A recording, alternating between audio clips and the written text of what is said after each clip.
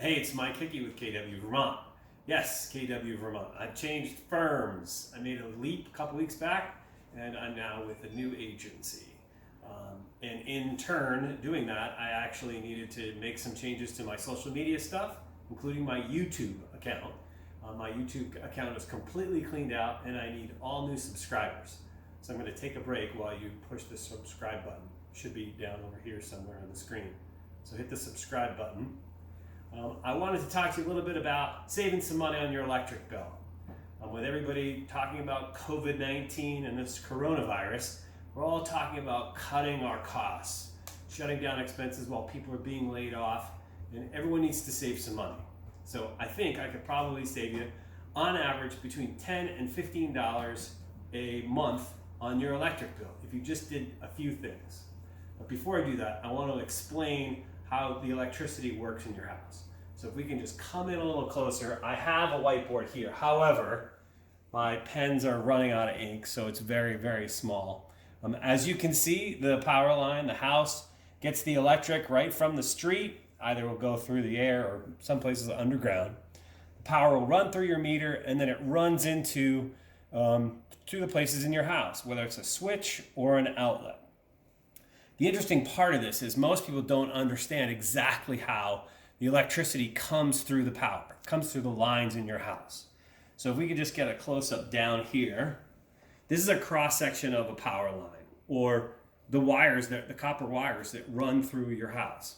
And the way actually electricity works is there's electrons that are actually live within the lines, within the power lines, in your house, in the copper lines. What's actually happening is the electricity is bumping into each other. These are little electrons, and what they do is they bump into each other. And that's how you create power. So what's happening is this electrons are running right to your switches or to your outlets, and it's pretty constant.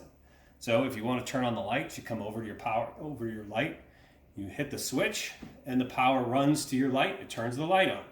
Pretty easy, right? Same thing with an outlet. You plug in a light or some.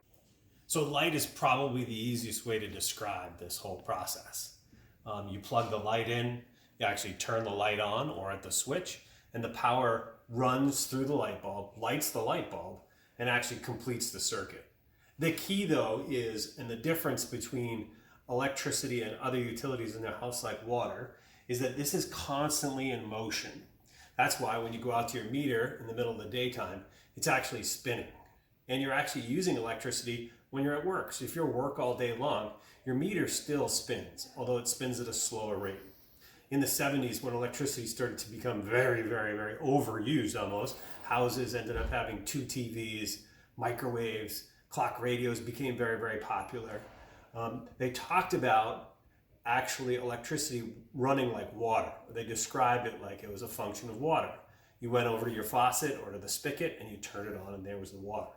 The difference is that water is stagnant. Electricity is not stagnant. It's always live and it's always running. So it's constantly trying to turn something on. And what's happening is that this cross-section describes it, as I showed you before. The electrons are constantly bouncing into each other and they're trying to actually power something. Today, we are overloaded with electronics. In the average home, each individual person, I'll take my family for an example, each individual person at least has 2 devices. Some of us have 3 and 4. I have a laptop, I have a smartwatch, a cell phone, a tablet. My kids have, both of them have laptops, cell phones. My wife has 2 laptops for the 2 different jobs that she does. A cell phone, she has a reading device. We have multiple TVs, too many, to be quite honest with you.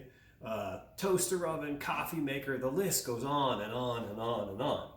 But the biggest culprit that we have right now in today's society are these.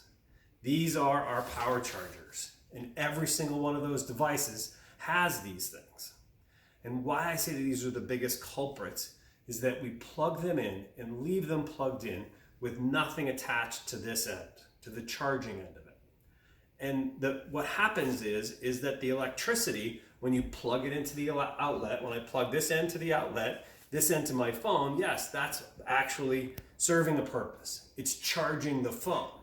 But when I unplug the phone, I should unplug it from the outlet, because what's happening is the energy is going to the end of this to no purpose, and it's just costing money. So if this stays plugged in all the time, all that you're doing is spinning that meter. The old meters used to spin on a little dial, now they're digital. So if you go around the house and just unplug all the chargers that are plugged in, it'll save you a ton of money over the year. Probably, like I said, if you unplugged all of them, if you're an average family like mine, family of 4 in our household right now, if you went and unplugged all of these, you could probably save between $10 and $15 a month, depending on how many chargers you have plugged in. It could be up to $20. When you go on vacation, taking a vacation, if you leave to go on vacation, go and unplug all the unessential items in your house. If you're going to be gone for a week, it'll save you probably $20 to $30 for that month in your electric bill. Unplug all your lights, unplug the alarm clock, coffee maker, the things that aren't going to be used while you're gone. Obviously, you want to leave your refrigerator plugged in. Speaking of refrigerators, also one of the biggest drains on our electricity is the beer and bait refrigerator. Almost every household has a beer and bait refrigerator, either in the garage or in the basement. But the biggest problem with the beer and bait refrigerator is probably an old refrigerator from an old house, or your office, an old office refrigerator. They're outdated and they're running some high electric bills. So if you can get a high efficiency one, a new refrigerator that is an Energy Star rated one, replace it. Or get rid of the beer and bait refrigerator. It'll save you a bunch of money. But these things are the biggest draw on our power. What we're doing is we're just running power for no purpose, and it's turning the meter. There are some workarounds with this. A lot of people love the convenience of when they sit down at night, they have their chargers right next to them on their couch or on their end table, whatever it might be. And if it's a husband and wife, there's probably 2 or 3 of them hanging there, and they're plugged into the wall. My son Riley, smart guy that he is, he actually set up a power surge from his outlet, and he plugs in his laptop and his cell phone and all that, and he has it right on his nightstand. So he can flip on and off the power surge to actually charge his items that he has. I used to go in and constantly yell about the chargers that are plugged into nothing. Using a power surge is a great workaround. You actually can hit that switch that's on the power surge, and it'll shut off the power to the ends of these cords, and it'll save you a little bit of money. The ultimate, though, is to unplug the power surge strip that you have. So, but there's tons of ways to save money when you're looking at these items. Also, if you go into a master bathroom, and obviously as a real estate agent, I go into a lot of homes. Master bathroom, they have the hair dryer, the curling iron, the razor. All these things are plugged in constantly all day long. And all it's doing is burning energy. Save some money. Shut these things down. I wrote some notes just to make sure I didn't forget anything. Oh, I hate to be the bummer, the bad news guy. But all of these new apps that are out there that you can actually turn on and off your devices through your cell phone, yep, I'll be the bad guy. Those things are running up your energy bill. Because what's happening is the device that is actually you're initiating through your app is the light bulb. So not only is the energy running to the outlet, it's also live, constantly live right to the light bulb. And the smart device is in the light bulb itself. So no longer are you stopping it at the switch or at the outlet. The power is running to the light bulb. And yes, it's super convenient to be able to turn them on from your phone while you're sitting at a restaurant or at work or whatever it might be. But it's running your electric bill up.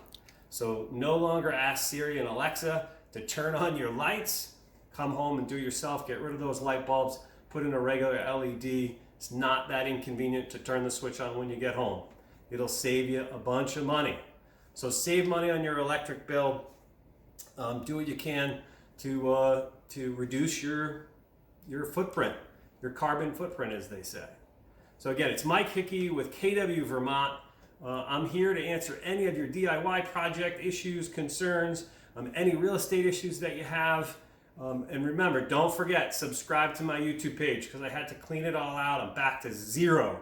Actually, I think I have one. I think my wife subscribed this morning. But KW Vermont's Mike Hickey. Thanks for listening. Have a great day.